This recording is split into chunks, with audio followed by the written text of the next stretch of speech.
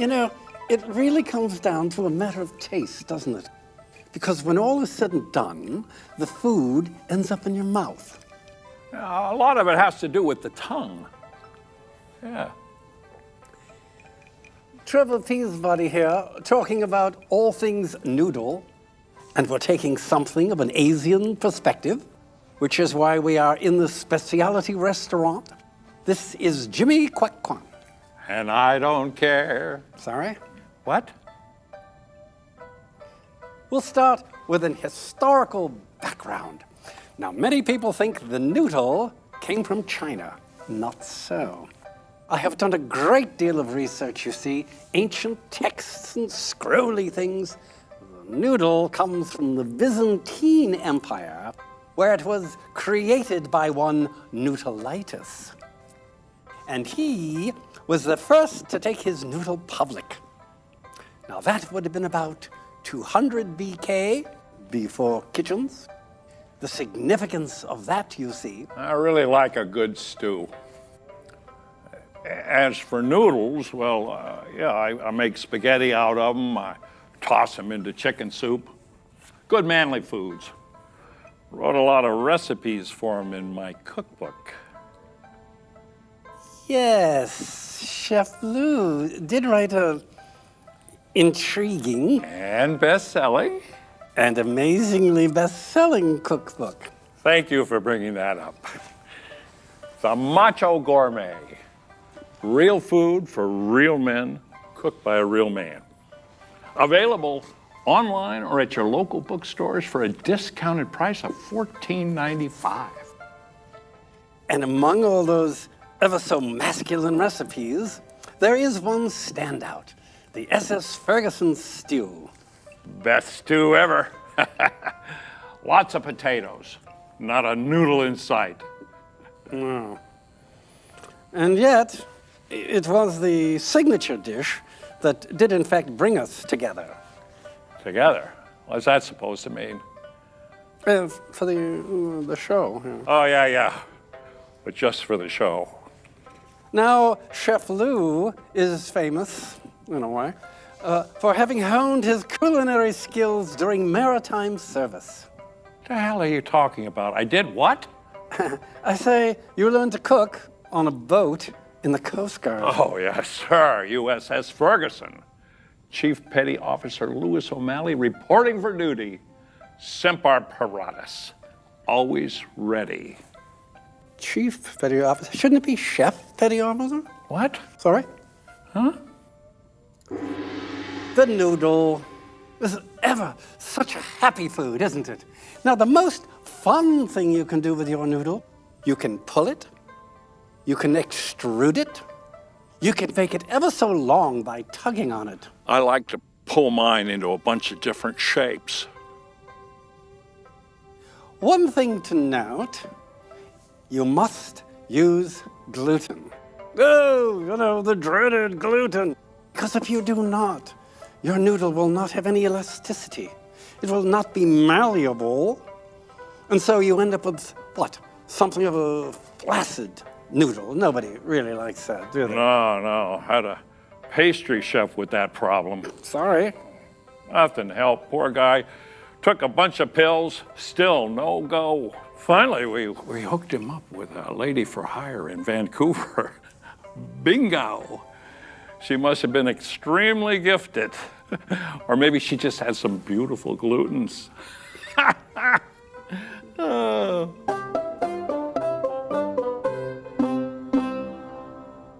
Holy, what the hell is that? Gyozi, you see, is the Chinese version of the Japanese gyoza, which is a pot sticker or a dumpling. Could be pan-fried, could be boiled, could be steamed, and it's filled with ever so lovely pork or beef. Well, I gotta tell you, the dumplings are a lot easier to make, because them pot stickers, they actually stick to the pot.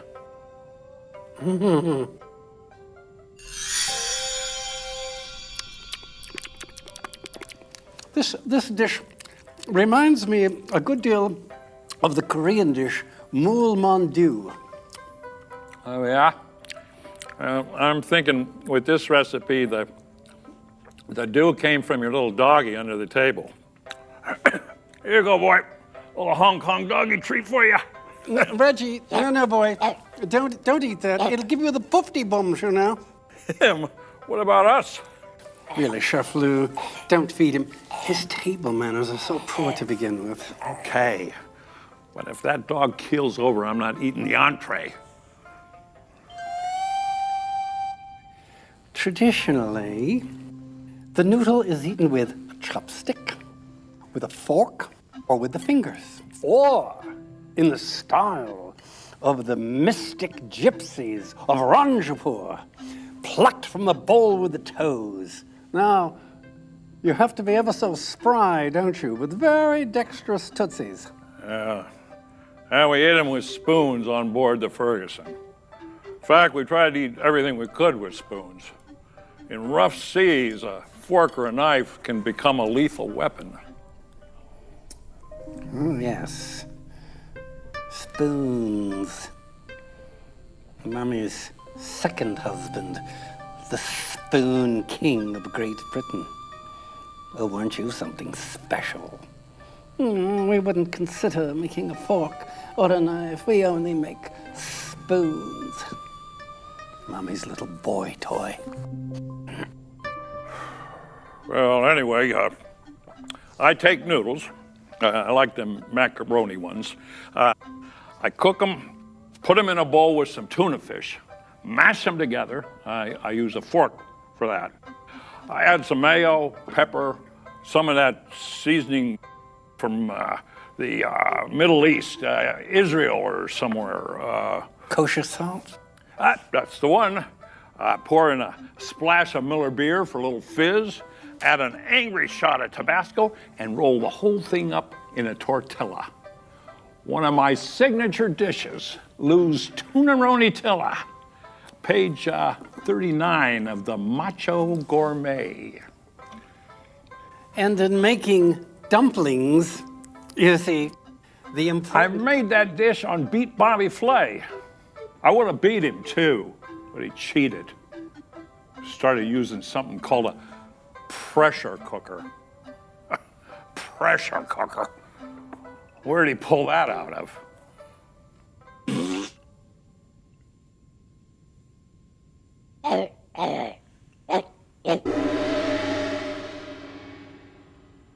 Looks like spaghetti with soy sauce. Yes. Well, you see, chow mein is a noodle staple, and it can have a soft, round noodle, or it can have a fried, flat, crispy noodle. But one must never confuse it with chop suey, which is similar, but over rice. Chops? I love chops. Now there's a manly food. I make mine out of pigs. What kind of chops you say these were? Suey? Oh, well, that makes sense. That's how you call them. Sorry? When you're calling pigs. Suey. Suey piggy.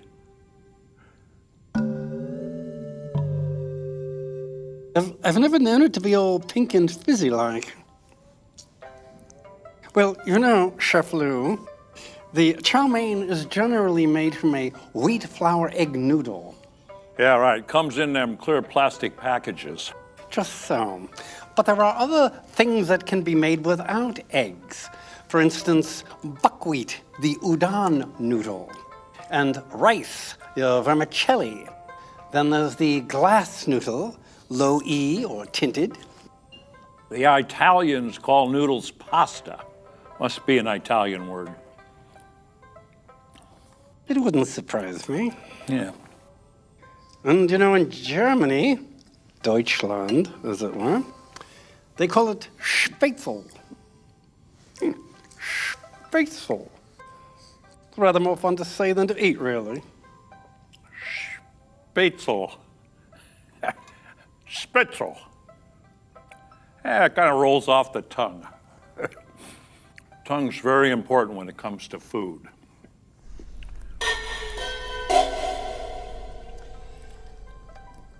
Now, the name chow mein did not originate in the state of Maine, as you might have concluded.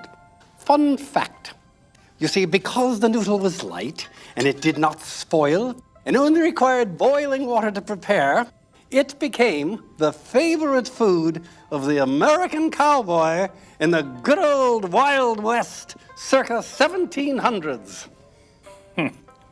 I really like beans. Not the best thing to serve on a Coast Guard cutter, close quarters and all. One time I made a bean casserole. Afterwards, a captain came down the galley and said, "Love your beans, Chief, but we're almighty grateful we're not on a submarine." Beans. These cowboys, you see, carried vast amounts of noodles on what were then called chuck wagons.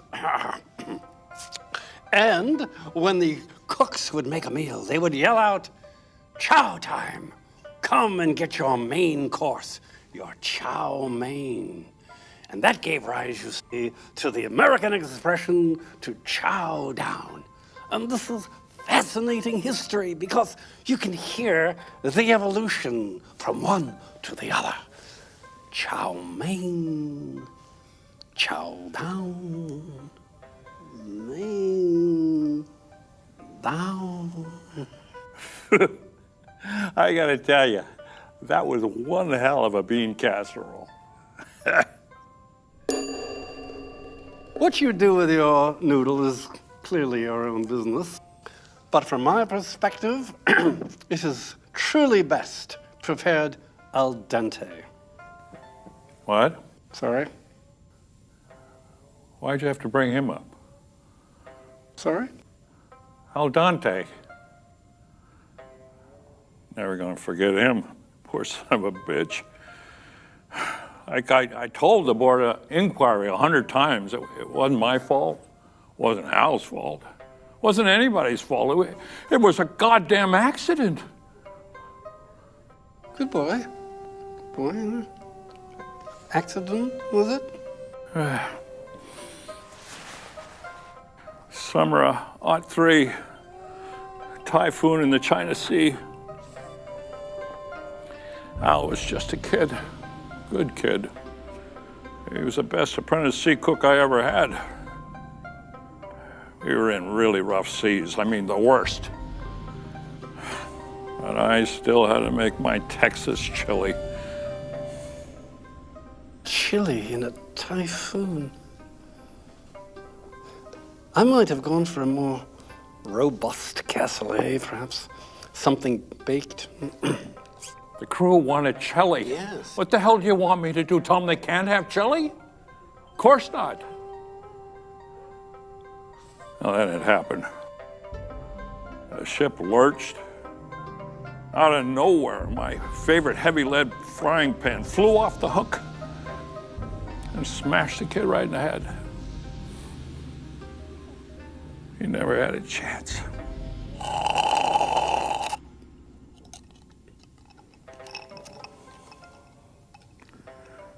I never could look at that frying pan the same again. Finally, I buried it at sea. It was simply tragic. Because cast iron skillet is generally such a happy pan. More bourbon.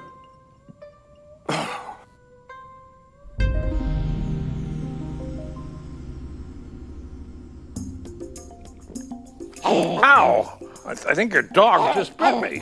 Reggie, down boy. Down boy. You're not feeding him under the table. Hell no, this stuff isn't good enough for a dog. Because the last time you fed him kielbasa, he poopied on my shoes. The finale to Wolsing's Noodle. Noodle mania. Now this is a very happy dessert. This is noodle pudding. And it's made with sugar and a wide egg noodle and cottage cheese and cream cheese and raisin succulent little sultanas tucked inside as a little surprise. Reminds me of my first and third wife, Evelyn, or as I like to call her, Evelyn. And she used to make something look like this around your Hanukkah time. Good eye, Chef Lou. This, in fact, is a traditional Jewish dessert in the native language known as kugel. What's it doing in a Chinese joint? Fiona, the Chinese Jew, Jimmy Schmutznik Fong, Temple Beth Beijing or something. I don't know. I like my puddings with chocolate and them little marshmallow thingies, some few sprinklers. Real men don't want a pudding made out of noodles. Real men want a real American dessert, like my red, white, and blueberries. Page 81.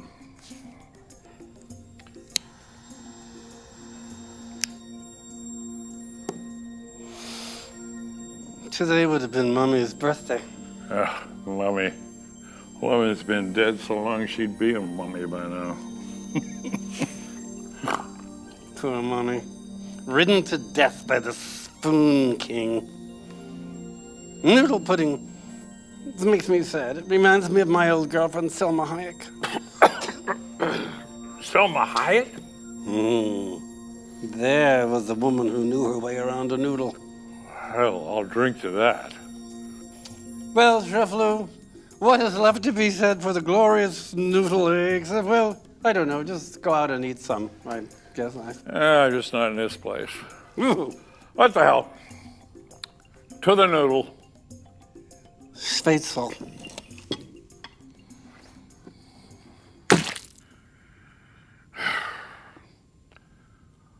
Here's the Coast Guard marching song we sing on land and sea, through surf and storm and howling gale, how high our purpose be. Semper Paratus is our God.